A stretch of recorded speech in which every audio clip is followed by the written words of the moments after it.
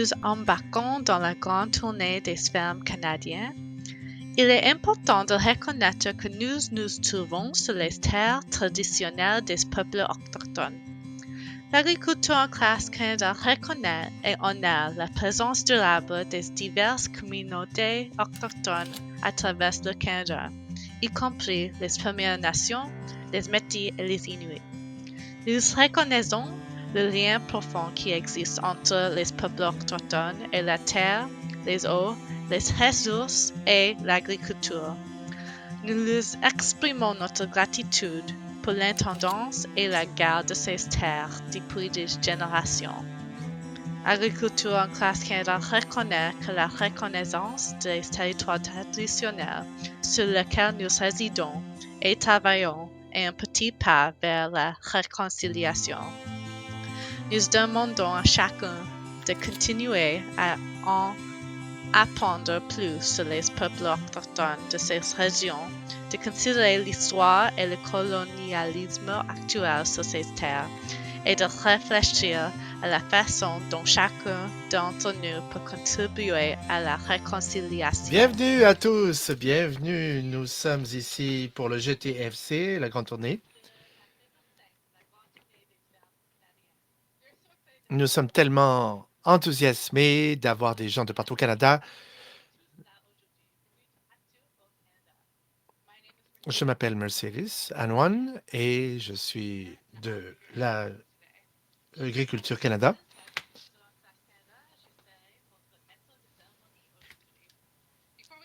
Avant de commencer, nous voulons simplement vous rappeler quelques points.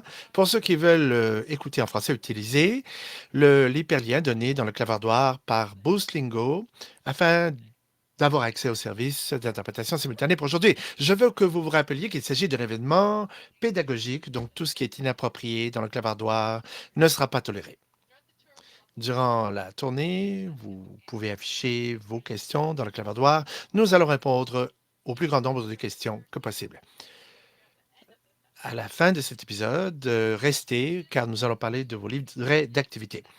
Nous allons bien sûr avoir des informations que l'on va partager avec vous durant la pause. On aimerait savoir d'où se joignent la plupart des gens. Donc, donnez-nous votre lieu, l'endroit d'où vous nous appelez.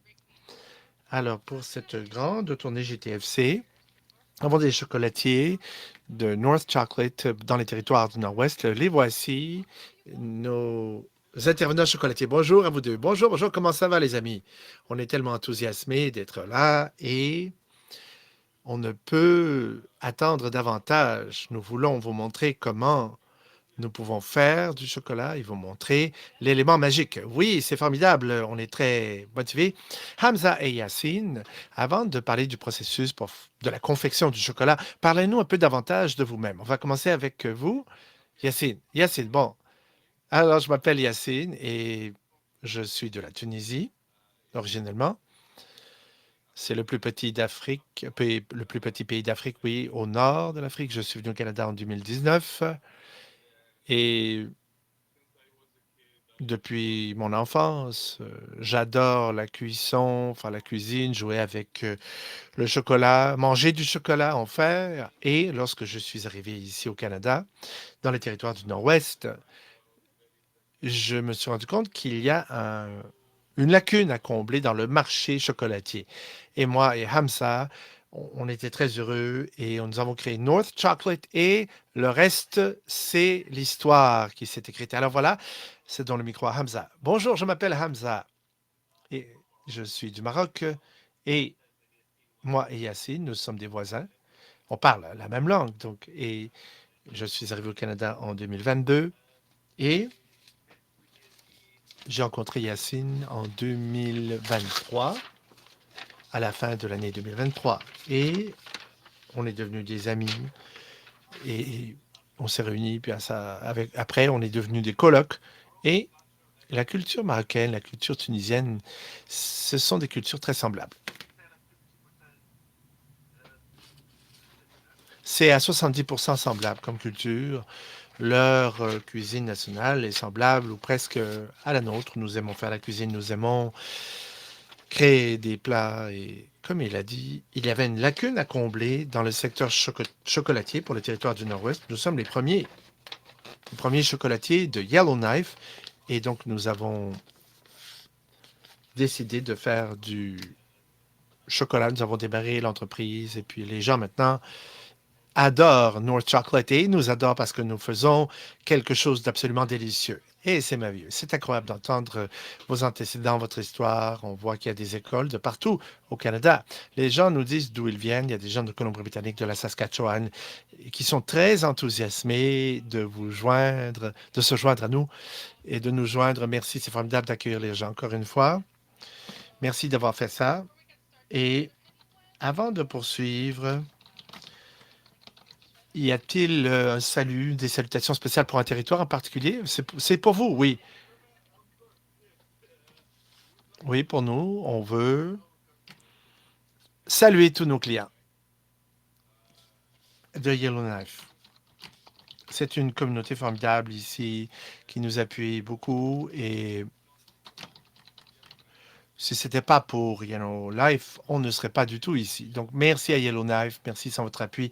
Ça n'aurait pas été possible. Merci à tous de vous joindre partout au Canada. Et je vais revenir ici et on va partager certaines questions formidables avec Hamza et Yassine. Et je pense qu'ils vont démarrer, ils vont nous montrer le processus de confection du chocolat. Je vais vous revoir dans quelques instants. Donc voilà. Voilà, Hamza et Yassine, c'est à vous la parole. Bonjour bienvenue à North Chocolate. C'est un petit peu comme Wonka Factory, le fameux chocolatier de Wonka. Et donc, on se lave d'abord les mains. C'est ce qui est le plus important. Et donc, on se lave d'abord les mains. Et ensuite, on va démarrer le processus visant à faire du chocolat. Donc, voici. J'ai déjà lavé mes mains et je me suis même enfilé des gants. Tout est propre. La première chose à dire, c'est que il faut garder la cuisine impec parce que nous allons toucher du chocolat. Donc, on veut la sécurité alimentaire pour tous ceux qui vont manger du chocolat. Voyez-vous, regardez, tout est propre ici, les amis. Eh bien, voilà. Donc, on peut commencer en disant sur le chocolat que c'est pas juste du chocolat. Le chocolat est fait à partir de 6 cristaux différents. Il y a le gras aussi, le gras qui est du beurre de cacao.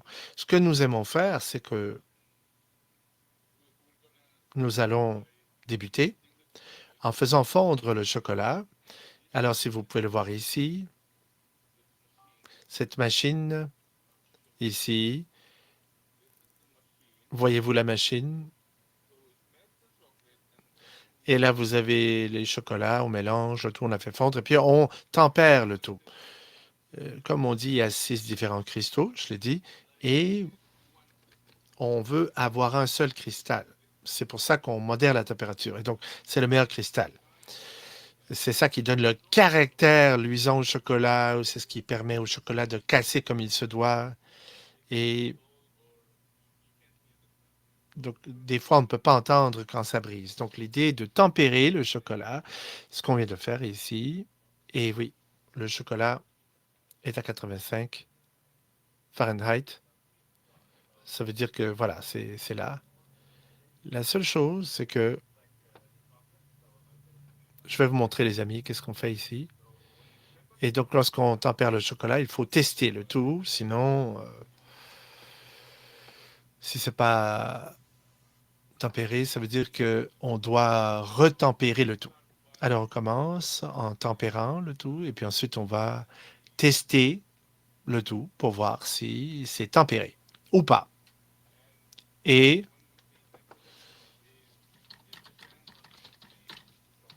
ça dépend de chaque chocolat, bien sûr, lorsqu'on parle de tempérer. Et donc, tempérer, ça veut dire de baisser la température. On baisse la température, rappelez-vous. On a parlé du bêta-cristal, le meilleur cristal que l'on veut obtenir, donc 84 degrés. Donc, on rabaisse la température pour arriver à ce niveau cristallin. Et puis, on chauffe à nouveau. Et donc, afin de pouvoir travailler avec le chocolat qui est un peu plus coulant. Donc, la température pour monter et descendre fluctue un peu. On la fait descendre et on la remonte un tout petit peu.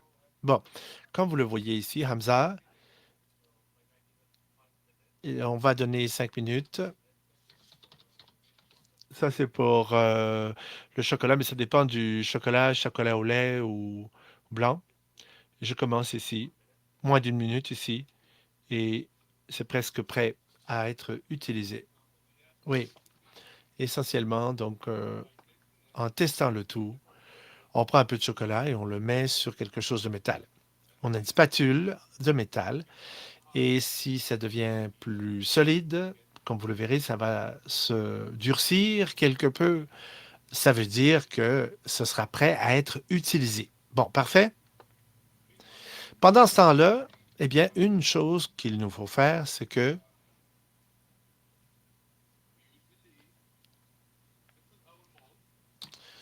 et ça, c'est le moule. Et donc, on va prendre une pause, Yacine. Zoé pose une question. Qu'est-ce que est la chose la plus importante à faire lorsque vous faites du chocolat? Et donc, si vous dites une chose, et Hamza pourrait dire la même chose. Pour vous, quelle est la chose la plus importante? Et donc, une autre chose qu'on ne fait jamais, c'est-à-dire que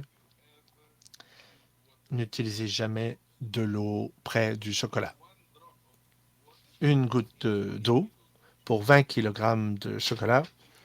Voyez-vous, le grand ennemi du chocolat, c'est l'eau. L'eau est le grand ennemi du chocolat. Sinon, le chocolat va tourner mal, comme on dit, s'il y a de l'eau. La chose la plus importante, c'est que tout ce que vous utilisez doit être sec. Pas d'eau près du chocolat du tout. Ça, c'est très important. C'est la consigne.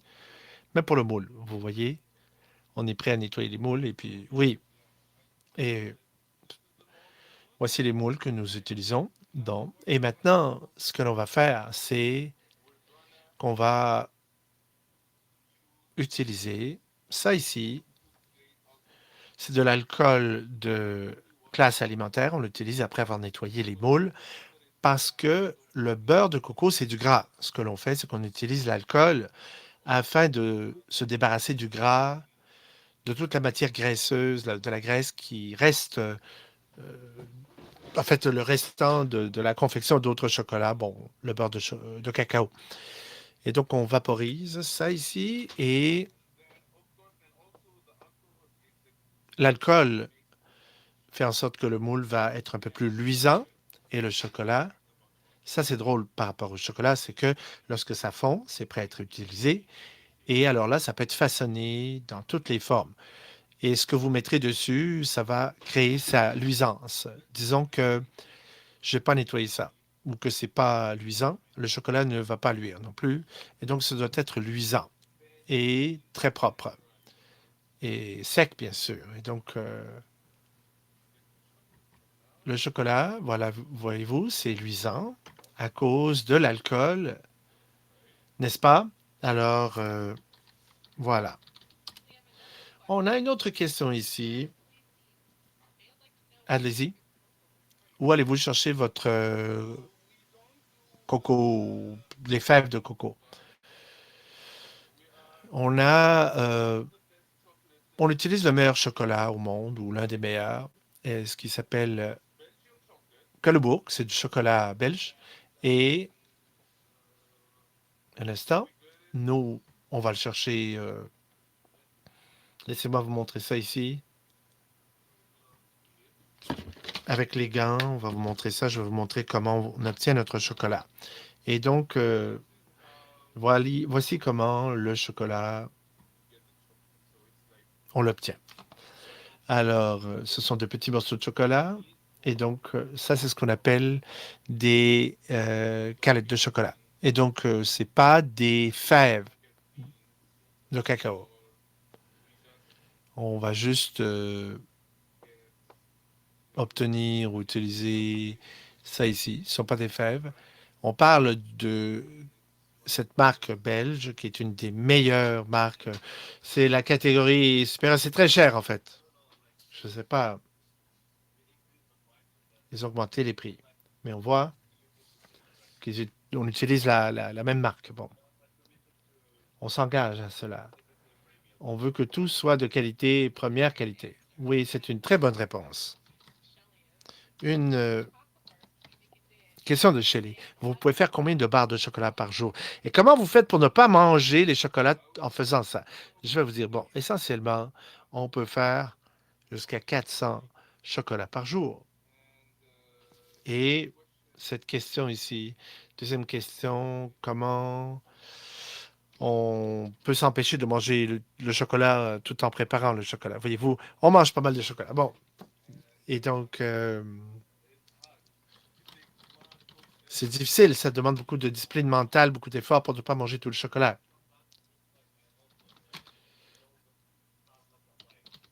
L'idée, c'est de ne pas prendre même une seule bouchée, parce que aussitôt qu'on prend une bouchée, moi, je ne peux pas m'empêcher de manger tout le chocolat, toute la barre. Parfait.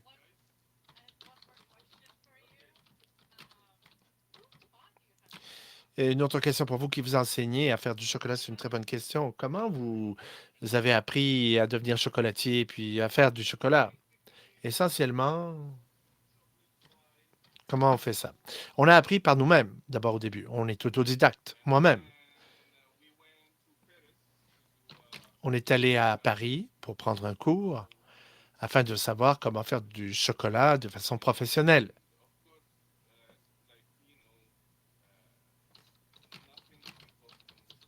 Rien n'est impossible sur cette planète.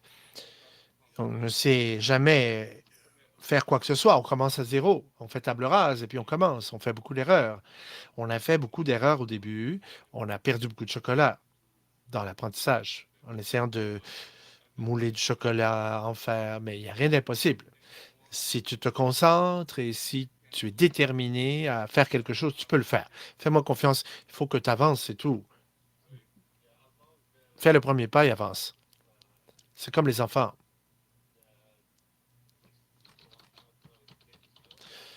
Alors, c'est pour les enfants, voyez-vous. Je leur donne un petit morceau de chocolat et moi, je n'ai jamais fait de chocolat lorsque j'étais un enfant ou ado à 16 ans, mais tout est possible. Donc, on a regardé beaucoup de vidéos sur YouTube. YouTube, c'est gratuit maintenant. On n'a même pas à payer, c'est gratuit. Allez sur YouTube et chercher en utilisant la recherche comment faire du chocolat ou faire des bonbons de chocolat, de ce genre de choses. Et continuez à regarder. Votre première recette ne va pas être réussie. La deuxième va être OK, mais ensuite, après 10 fois, 20 fois d'essai, vous allez devenir un professionnel.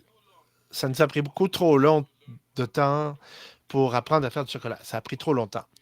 Et on a gaspillé beaucoup trop de chocolat pour y parvenir. Alors, selon les conseils de Hamza, eh bien, il faut toujours s'assurer que vous aimez faire quelque chose, n'est-ce pas? C'est la chose la plus importante. Un jour, vous serez fatigué, tanné, et vous voudrez lancer la serviette, abandonner. Mais si vous voulez faire quelque chose que vous aimez faire, vous n'abandonnerez pas. Si vous aimez faire quelque chose, vous ne vous sentirez jamais comme ça. Vous ne serez jamais ennuyé, blasé. Vous ne voudrez jamais quitter. Oui, parce que vous allez faire le même processus tous les jours. Imaginez pour le chocolat.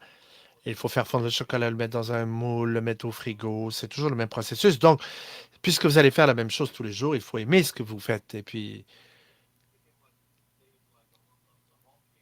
donc, c'est un peu comme une façon de vivre. C'est comme pour ceux qui font du hockey ou qui jouent au volleyball. C'est quelque chose que vous aimez faire. Alors, on revient au processus. Comme vous le voyez, notre chocolat, voyez-vous, les moules sont un peu luisants, sont prêts à être utilisés. Et maintenant, l'autre processus ici, c'est qu'on va faire fondre et on va tempérer le beurre de cacao. Bon. Et donc, je vais ici mettre ça là. Le beurre de cacao, essentiellement, c'est le gras qu'on extrait du chocolat. Et puis là, on rajoute des couleurs pour que ça devienne comme ça. Et donc, on s'assure toujours que on travaille avec de l'eau chaude, comme ça ici.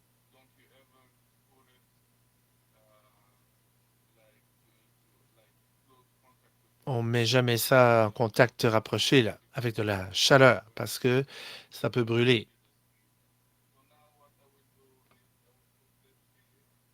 Si ça brûle, ce ne sera pas utilisable. J'utilise un bain-marie avec de l'eau chaude, et puis dans le bain-marie, je laisse ça fondre un petit peu. Puis ensuite, on va tempérer le beurre de cacao. C'est la même chose, le même processus que le fait de tempérer le chocolat. Le beurre de cacao, vous vous rappelez les amis, on a les 5 cristaux dont on a parlé plus tôt. Eh bien, c'est la même chose pour le beurre de cacao. Donc, c'est la même chose. On va créer la meilleure cristallisation. Parce que le cristal, le meilleur, c'est celui que l'on cherche à obtenir.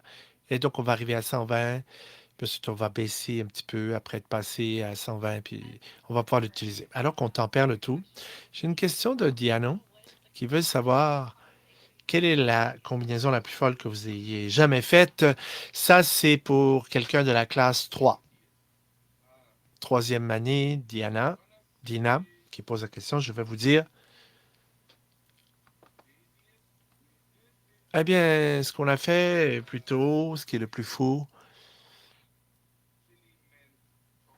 c'est du chocolat à la menthe au chili. Et donc, on travaillait sur une nouvelle recette, on voulait quelque chose de fou. On a utilisé de la menthe au chili, et puis ça, c'est si vous aimez la nourriture très, très épicée. Sinon, c'était trop épicé, puis on a arrêté d'en faire. Mais c'était le chocolat épicé, puis on a arrêté d'en faire. C'est la chose la plus folle qu'on ait faite. Une question de la classe de Madame Darlington. Qu'est-ce qui se passe si vous laissez le chocolat là pendant que vous le tempérez? Est-ce que ça brûle? Est-ce que vous perdez votre chocolat? Bon, c'est pourquoi je dis la machine qui tempère le chocolat ne va jamais brûler parce qu'encore une fois, ça utilise de l'eau chaude pour faire fondre le chocolat. Et donc, vous utilisez de l'eau chaude et à 100%, en fait, si vous faites fondre le chocolat avec contact direct avec la chaleur, ça peut être brûlé. Si à contact direct, et donc, ce sera du chocolat brûlé. Ça ne va pas goûter bon. Et donc, Hamza tempère le beurre de cacao, ici, comme vous le voyez. C'est prêt à être utilisé. On va revenir à la station.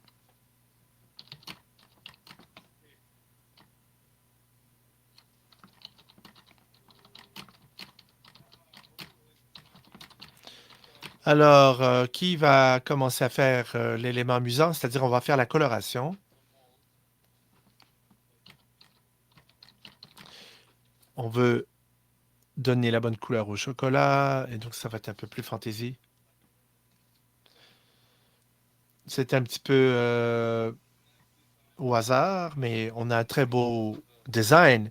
On peut même peinturer avec le beurre de cacao. C'est exactement comme une peinture. Et vous pouvez peindre sur le chocolat. Et on utilise du beurre de cacao coloré. Le beurre de cacao coloré, lorsque vous le mangez, ça ne goûte rien parce que c'est un goût chocolaté. Et donc,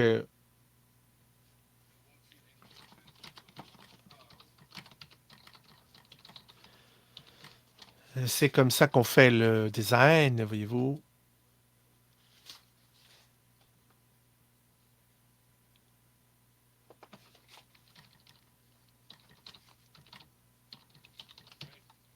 Très bien. Alors voilà, on les laisse là pendant 5 minutes. On les laisse reposer. Ça dépend de qu'est-ce qui se passe.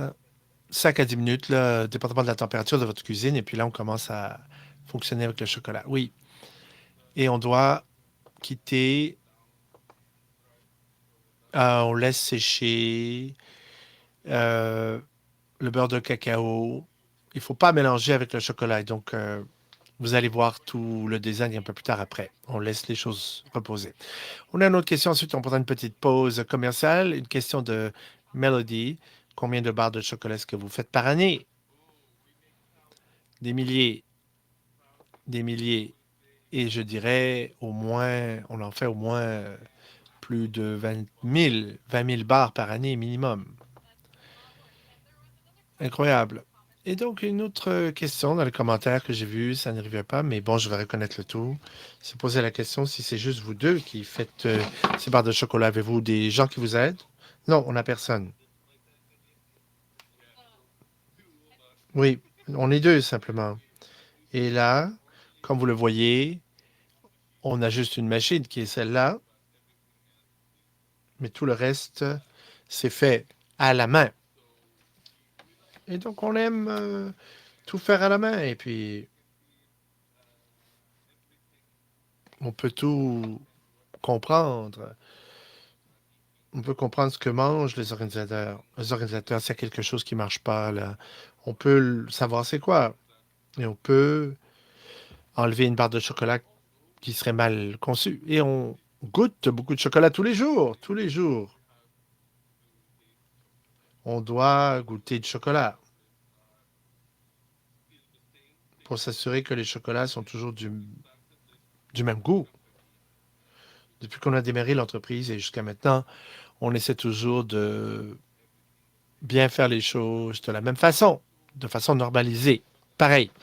Et en même temps, l'élément amusant relativement à ce boulot, c'est de goûter de nouvelles choses. C'est la nouveauté. Les recettes, ça prend des mois à être développées. Mais nous, on goûte, on goûte, on goûte, on goûte. Et puis, c'est ça que j'aime de ce boulot, de cette profession. On essaie de nouvelles combinaisons. Et ensuite, on fait goûter ça dans la ville au complet. On demande aux consommateurs, ceux qui goûtent, leur opinion, etc., etc. On va prendre une petite pause et je vais reconnaître vos commentaires, Yacine. Amy Bartlett l'a dit, vous êtes comme un scientifique chocolatier. Vous avez une approche scientifique relativement aux combinaisons culinaires. Je veux le reconnaître. Puis ensuite, on va laisser la parole à la pause commerciale et on revient avec Hamza et Yacine dans quelques instants. Merci, on se revoit bientôt.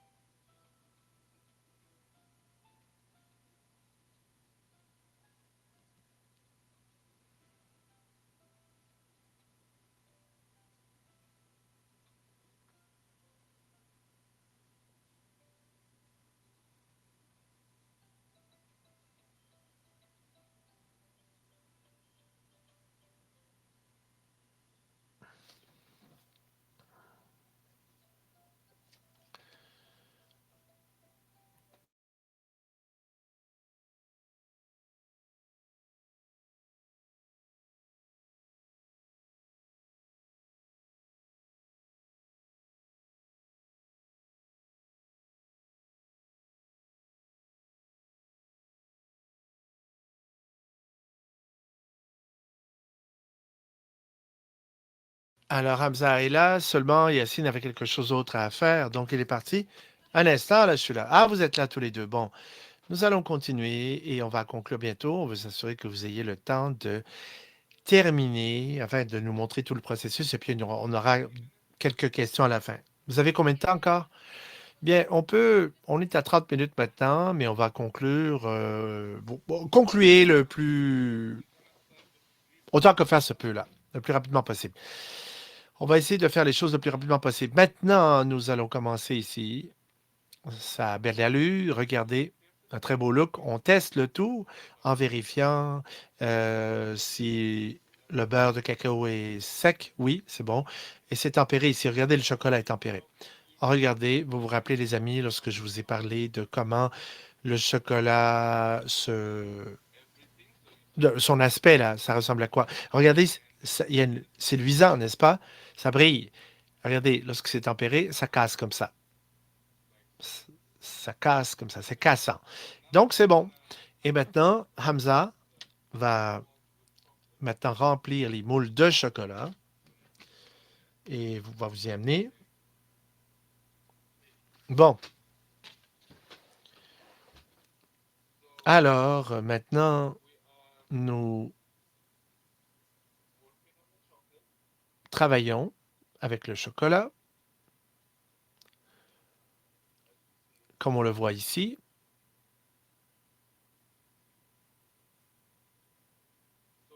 Et maintenant, nous créons la coquille externe de la barre de chocolat. C'est bon?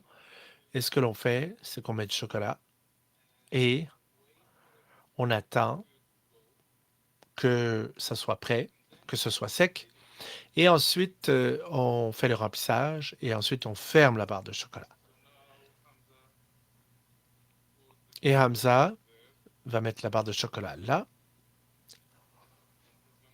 Et il va ensuite continuer avec le restant des moules qui sont là-bas.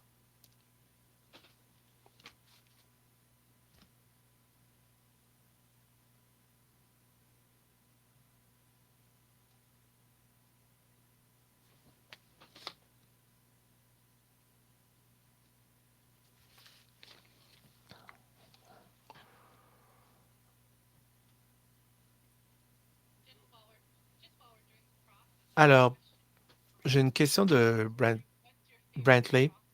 Et donc, quelle est votre barre de chocolat préférée que vous aimez le faire le plus? Avez-vous des préférences différentes? Hamza, je ne sais pas, mais je préfère les biscuits, là. Moi, je préfère pistache.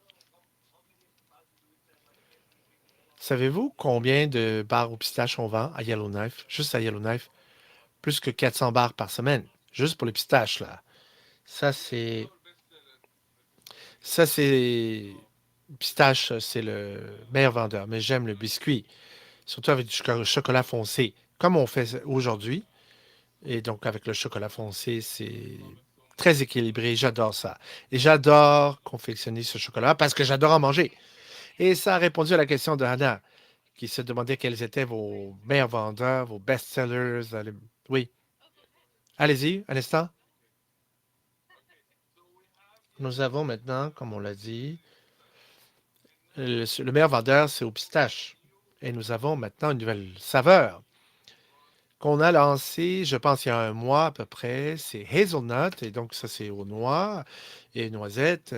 Et ça remplace, je pense, la saveur pistache, là. Ça rattrape au premier rang, en pole position, le chocolat au pistache. Donc, noisette, ça s'en vient. Ça gagne du terrain. Une question de Gordon ici maintenant. Mettez-vous d'autres choses dans vos chocolats? Bon, vous avez les pistaches ou caramel, etc. Mais comment vous pouvez inclure ça? Comment vous mettez ça dans les barres de chocolat? Comme je l'ai dit plus tôt, vous avez ici, on a les premières barres. Hamza a rempli ça. C'est presque sec maintenant et c'est presque prêt à être utilisé. Comme je l'ai dit, nous, nous créons la coquille externe du chocolat et c'est cette coquille ici, n'est-ce pas? Et on remplit ce que l'on veut ici comme contenu. Des biscuits, des guimauves, peu importe. On a des pistaches maintenant, on a des noisettes, des biscuits, des amandes. Et on va rajouter du biscuit et guimauve. Ça s'en vient. On peut mettre du caramel, bien sûr. Même une pâte épicée, des légumes, tout ce que vous voulez, tout ce à quoi vous pouvez penser, ça peut être utilisé pour le remplissage dans le chocolat. Ce que l'on fait après, bien sûr, on remplit le tout pour fermer. C'est la couche extérieure du chocolat, afin que rien n'en ressorte de cette barre. Et voilà, c'est notre chocolat. Maintenant, comme vous pouvez voir, notre chocolat est presque sec. Ce que l'on va faire maintenant, on va mettre ça dans le frigo et ça va durcir plus rapidement.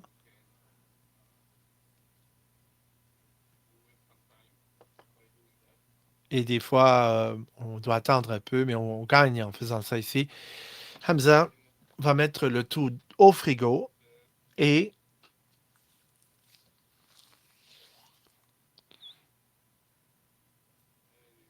voilà. Également, vous aurez besoin de vous assurer que vous travaillez avec un élément important parce que le chocolat déteste lorsque ça passe par des températures extrêmes. C'est à éviter. Nous l'avons laissé ici pendant un certain temps. Pourquoi? Parce que on ne peut pas immédiatement mettre le chocolat dans le frigo. Ça va craquer. Parce que si c'est chaud puis on passe directement à une température trop froide, ça va craquer. Il faut attendre. Il ne faut pas passer d'une extrême de chaleur à l'autre. Il faut que ce soit facile. Il faut faciliter la vie du chocolat. Il faut que le chocolat profite de sa vie. On est à 16 degrés dans la cuisine, approximativement 65 Fahrenheit. Et donc, pour le frigo, on a une température de 5 degrés, 6 degrés. Donc, c'est comme ça. Alors, c'est exactement comme la chaleur. On ne peut pas faire passer le chocolat d'une extrême de chaleur à l'autre immédiatement. Il faut attendre que ce soit plus ou moins. Par exemple, ici, c'est la raison pour laquelle, je vous l'ai dit, on ne met jamais du chocolat directement en contact avec de la chaleur. C'est pas bon, ça va brûler le chocolat. D'un autre côté, on peut le mettre au frigo, mais on peut pas. Mais en fait, ne mettez jamais votre chocolat dans le congélateur. Faites jamais ça. Parce que le congélateur, comme je l'ai dit, rappelez-vous, quand je vous ai parlé de l'ennemi numéro un de chocolat, c'est l'eau. Si on congèle le tout dans le congélateur, ça va créer de la condensation autour du chocolat et ça va mal tourner. Et donc, ça va créer un problème là. Donc, on peut laisser du chocolat à l'extérieur si c'est de bonne qualité pour éviter l'effet moisi, mais on peut laisser le chocolat dans un endroit sombre pendant de longues périodes un peu frais, au frais pendant un certain temps, mais pas dans le congélateur. Le mieux, c'est une température entre 0 et 10 degrés, peut-être au frigo, là, cette température. Par exemple, vous 3 mois à l'extérieur et dans un endroit frais, peut-être 6 mois. Ça peut rester tout ce temps-là. Voulez-vous partager quelque chose d'autre puisqu'on arrive à la conclusion de la présentation? Ah oui, oui, oui. Ah oui, absolument. Il faut y aller. C'est la passion du chocolat. On ressent le tout. Bon, d'accord. Alors voici. Ça, c'est notre remplissage pistache. C'est une recette secrète. Je ne peux pas vous dire c'est quoi. Secret du chef. Ces pistaches-là, pour le remplissage ou la garniture, ça provient de ces amis-là. On utilise de vraies pistaches et on n'achète pas en vrac les pistaches très sucrées. Non, on fait notre préparation des pistaches ici dans notre cuisine. C'est notre processus de transformation des pistaches ou de préparation des pistaches. Et donc, on va faire le remplissage avec la garniture secrète. Oh, il nous reste 1 minute. Donc voilà. Voici notre garniture de pistache. Et nous avons ici nos amandes. C'est le remplissage ou la garniture aux amandes. Et c'est ce que l'on fait à partir de ces amis ici. Les amandes. Et on a des biscuits et des noisettes.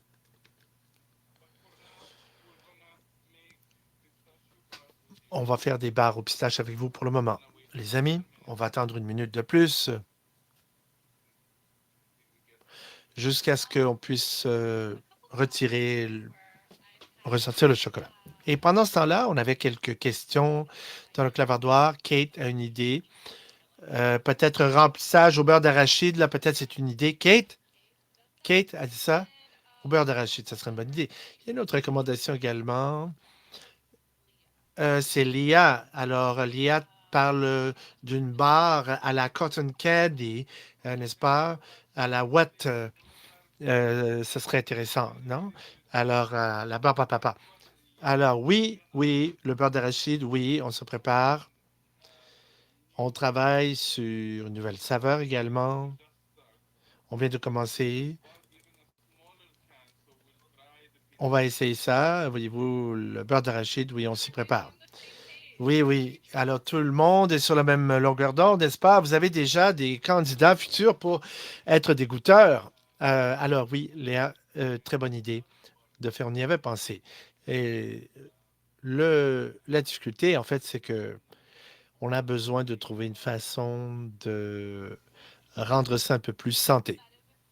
Ouais, ouais, c'est une belle considération dans votre énoncé. D'autres commentaires alors qu'on parle du processus de refroidissement? Justine a posé la question. Le commentaire, c'est où acheter ces barres de chocolat? Est-ce qu'on les achète seulement chez vous ou en Colombie-Britannique, en Alberta? Il y a des commentaires pour savoir où acheter vos produits, vos barres. Eh bien, essentiellement, pour le moment, on est presque arrivé à... Bon, on a presque terminé la réalisation de notre site web. Le mois prochain, on va vendre partout au Canada. Et là, on peut vendre partout au Canada et aussi en Alberta. On a vendu en Alberta l'an dernier. On a fait un Choco Festival, un Choco Fest. C'est pas l'an dernier, c'est cette année en fait. Au mois d'avril, on a participé au Choco Fest d'Edmonton et c'était très bon. On a vendu tout en 3 heures, 3 ou 4 heures. C'était complètement l'épuisement des stocks et on avait les meilleurs prix. On a remporté le prix du meilleur chocolat lors de ce festival. Très bientôt, les amis, vous pouvez nous suivre sur Instagram. On va informer les gens par rapport au site web. Et le mois prochain, notre site web sera opérationnel, on l'espère. Et puis maintenant, regardez, les amis, le chocolat est... Oh oui, c'est joli. Regardez comment c'est luisant. Voyez-vous? Voilà. Et ça, c'est juste le... Voyez-vous? Regardez là. Vous entendez, n'est-ce pas? Quand ça casse, c'est cassant et il y a un petit son de bris. Donc, c'est très bon et c'est très bien tempéré. Ce que l'on fait maintenant, on va remplir le tout. On met la garniture de pistache. On met ça ici, dans le chocolat. Et on s'assure que tout soit très bien réparti comme ça. Voilà. Et on essaie toujours de garder les côtés un peu libérés ici. C'est-à-dire qu'on dégage ici l'espace des rebords pour pouvoir fermer le chocolat, la barre, voyez-vous, en arrivant avec l'autre versant de la barre. Voilà, là, on met la garniture, on enlève ce qui est superflu, en fait. Et voilà, comme ceci, comme cela. Voilà, c'est parti. Très bon. Et voilà, on va vous montrer. Oui, je ne sais pas si on a assez de temps, mais on va vous montrer. Je vais recouvrir le tout de chocolat. Et voilà.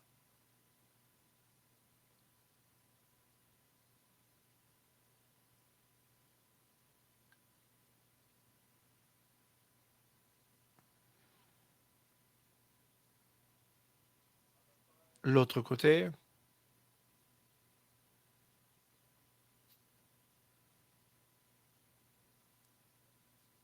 Et voilà, c'est tout. Et maintenant, à nouveau, on va laisser le tout à l'extérieur. Et donc, comme ça, 3 ou 4 minutes, oui. Et ici, je vais aller chercher.